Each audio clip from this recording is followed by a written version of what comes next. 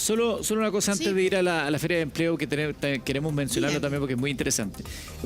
Que le hago un 2 por 1. Primero, el presidente Boric había dicho en su campaña el fin de la AFP, terminar con la AFP. Lo dijo al presentar, de hecho, esta sí. propuesta que la AFP en esta reforma se terminan. ¿Eso no va a ocurrir? Esa es la primera pregunta. Y la segunda, si este nosotros, proceso... como le acabo de déjeme decir, plantearle, vamos con la propuesta de... déjeme plantearle la segunda al tiro. Perdón. Si va a venir efectivamente el fin de la AFP como se propuso en campaña, y la segunda, si durante este proceso también se le pone una cerradura o un blindaje a la posibilidad de retiros de fondos de pensiones como ocurrió en los últimos años.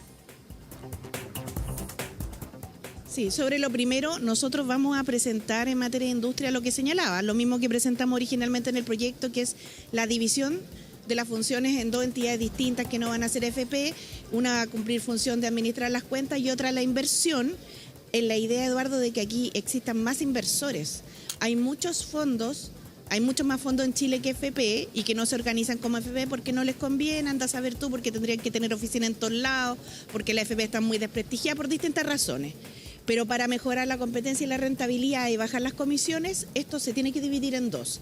Ahora, si la oposición va a estar de acuerdo con la eliminación de la AFP, como ahora las conocemos, ¿cierto? Y que hoy día existan administradores de cuentas e inversores separadamente, es algo que vamos a saber en el Parlamento. Algunos han manifestado que sí, otros que no, pero ese debate va a darse las primeras semanas de enero y nosotros vamos a ir con nuestra propuesta, no por un tema ideológico, sino que porque lo que nos parece es que en un sistema donde la gente tiene que ahorrar obligatoriamente, porque aquí nadie elige estar o no estar en un FP, tiene la única opción estar en un FP, tiene que ser un sistema que sea eficiente para las personas, que no le traspase costos excesivos, que le genere mejores rentabilidades y que le permita elegir entre entidades públicas y privadas. ¿Y sobre los retiros? Respecto al tema de los retiros, ese tema no está abordado en la reforma. Había la intención de algunos, ¿cierto?, que se propusieran retiros. Nosotros lo que queremos es fortalecer el ahorro previsional, aumentarlo.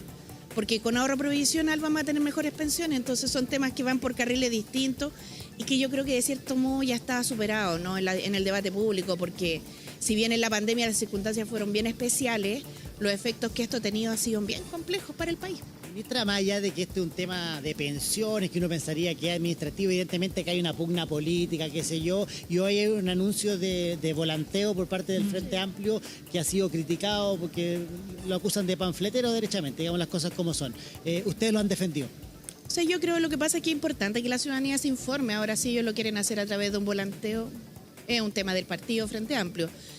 Lo que ha pasado aquí es al revés, digamos. A mí me llama mucho la atención que anuncio haya tomado tanta importancia y nadie haya dicho nada antes de los 2 años que llevamos bombardeados con propaganda en la televisión de la AFP.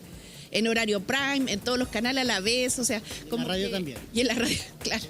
Y en los diarios digitales, y en los diarios. El otro día di una entrevista en un diario digital y los primeros días, en vez de salir mi cara al tiro, salía propaganda de la Asociación de FP contra la reforma. Entonces, hay una cuestión ahí bien agresiva, digamos, se lo juro, ojalá fuera broma, ¿no?, para incidir en una posición política.